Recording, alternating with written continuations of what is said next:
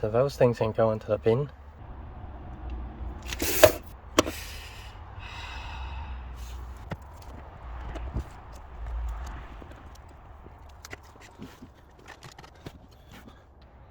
Hey everyone, welcome back to For Car's Sake. So tonight we're going to do two things mainly. One is in the ignition there's a little pin that secures your key when your automatic gear is not in park. And the second thing is obviously pull all this interior apart and start disassembling this, and also have a look at the wiring. We're progressing nicely with this manual swap, so if you guys like what I've been doing, make sure you give me a thumbs up. I would really appreciate it. And if you haven't already, make sure you check out the previous videos before we get to this step. Now let's get started.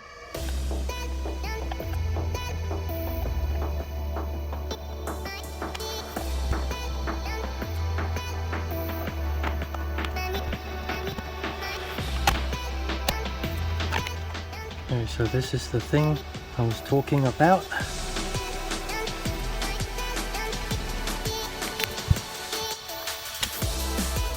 And there it is. This is the pin that secures your key in the ignition when it's not in park. So you don't accidentally leave your car and thinking you've put it in park and then leaving it there. So this is how it works. When it's not in park, it's gonna lift this up and you won't be able to turn the key back down. Once you release it, you'll be able to release your key. So that's why you need to get rid of it. Okay, the next thing is the interior.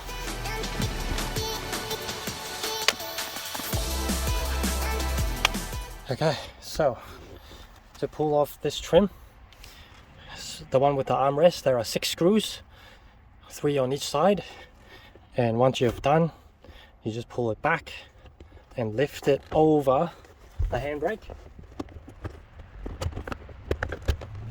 And with the one up front, there are 4 screws in total, 2 on each side, and it's just a matter of lift and it comes straight out. Now the next thing to do is to remove this.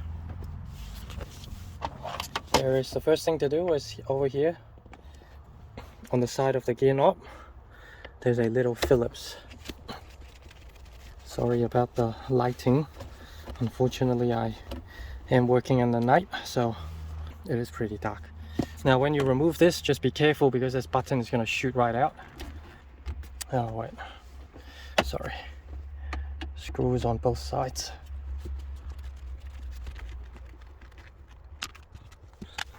Okay, so yeah, be careful, this button is going to shoot out.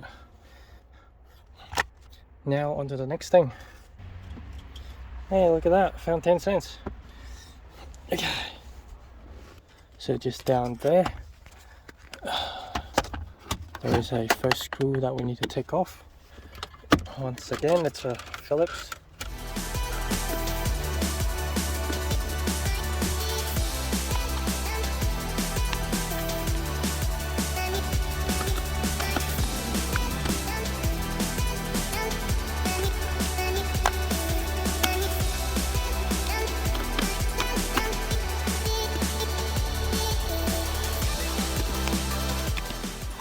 So this little cable is just the little illumination lamp for your gear selector when it's dark.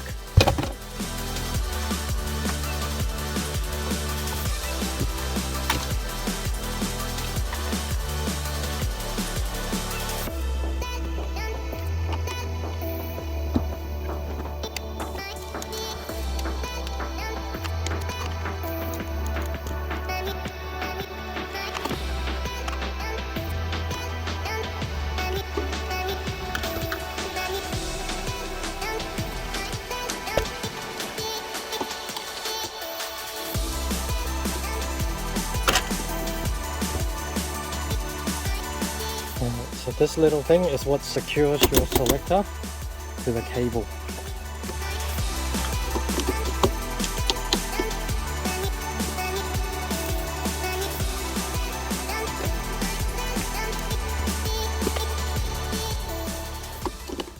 So by the time you get to here, you still won't be able to take this out, because under here on the underside of the car there are still, I believe, 4 nuts holding this down, and then another bolt that secures this at the bottom.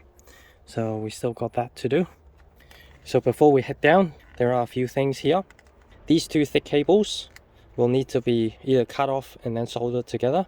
That's what tells the car, or in the future fools the car into thinking I'm in park, and therefore it will be able to start the vehicle. Otherwise it's gonna think the car is not in park, and the car's not gonna start. Then the second one we're going to need are these 2 here on the inside. So these 2, they are the reversing lights, and we're gonna have to get a signal from here all the way to the front of the gearbox, those 2 pins, in order to get reversing light working. The rest doesn't really matter. It's just sending signals to the ECU, telling it what gear it's in, but it's not going to matter anymore. So some people do go ahead and cut them all. I prefer to not cut everything, just in case something goes wrong. It will make it easier to diagnose and also track down. So that's just my way to do it, but whatever you want, feel free to do it. And in fact, some people don't do it here. They trace the wire back towards the fuse box and do all this bridging near the fuse box, so you have you minimize your wiring as well. All right, we're down here under the car. So these are the 4 nuts that I was talking about earlier, and this one is also the nut holding the gear selector at the bottom. Over here at the front, there are another 2 that we're gonna have to remove to release this cable, and then up front here another 2 more. So let's get into it. And make sure whenever you guys come under the car to put on eye protection, just in case anything drops into your eyes while this comes off.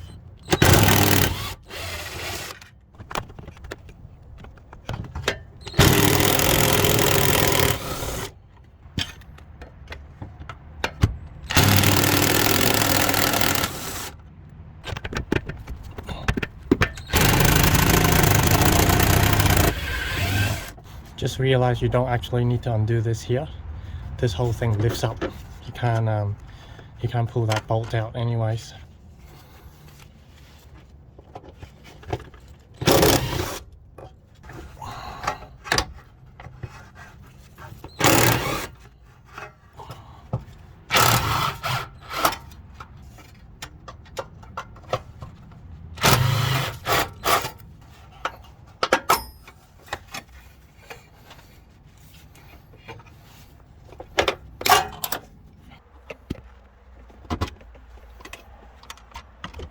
There's the exhaust. So those things can go into the bin. Now it's time for soldering. Famous job which requires 3 hands.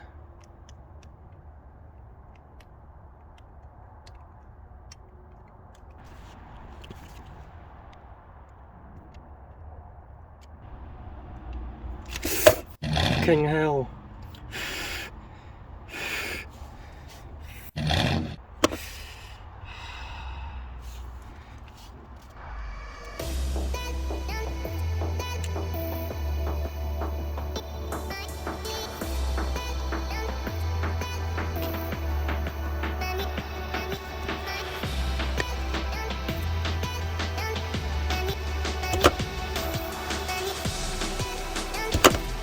So all you need now is for these 2 to be connected, and we are good. As you can tell, I can't solder to save my life, so I'm just gonna leave it as that. There is a little bit of solder at the top where it connects, and that's good enough for me.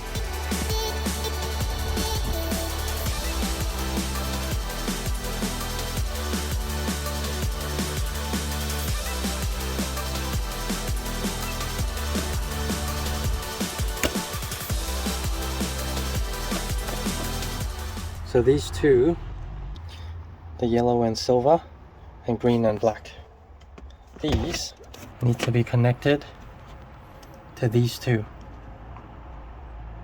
And right now I'm planning to use this little bung here to go in, and I'm just gonna wrap the wiring kind of around the side and then out to the light. So for those who know Hondas very well, you guys might recognize this wiring with the green and white. If not, I'll give you guys a few seconds to have a guess at what this might be. And the answer is, this is actually the interior light loom. So the light that goes to the top of the hatch, it comes with these two female plugs, and with a bit of modification they just slip into the right spot. And then on the other hand, there is another female plug. So what I'm planning to do now is, by doing this, I've connected it. Obviously, once I've double checked everything works, I'll tape it all up to make sure it stays secure. Feed it in through that bung. I will be removing that next, and then we'll go inside into the interior towards those two cables. Oh.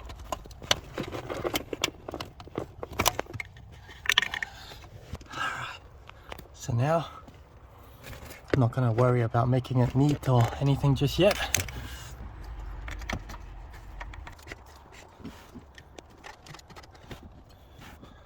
Alright, so here's the plug. As I mentioned, I got this from a scrap car. It's an interior loom, and so that way I know for sure it's the same or similar gauge, and it'll handle getting through the power with all the electrical, etc. So for the moment I do not know which one is which, so I'm not going to solder in the wiring just yet. But that's basically my solution. Once I've made sure which one is ground and which one is live, and that the reversing light works, I'll solder it in. For the moment, just gonna tape it up first in case it shorts on each other. But yeah, that's how the way I'm planning to do this, and able to end up have a plug right here. So guys, that's it for today's video. The next step will be installing the shifter and the linkage as well. We will be doing some metal removal with that little trim under here for the automatic, but otherwise that is going to be a bit of a nightmare because I probably don't have the right tool for the job. So yeah, this will be interesting. So stay tuned, and I'll be keeping you guys updated when I finally have everything together. When I'm able to do the testing, I'll finalize this part as well. Thank you all, and I'll catch you on the next video. Cheers, and make sure you give me a thumbs up if this has helped you.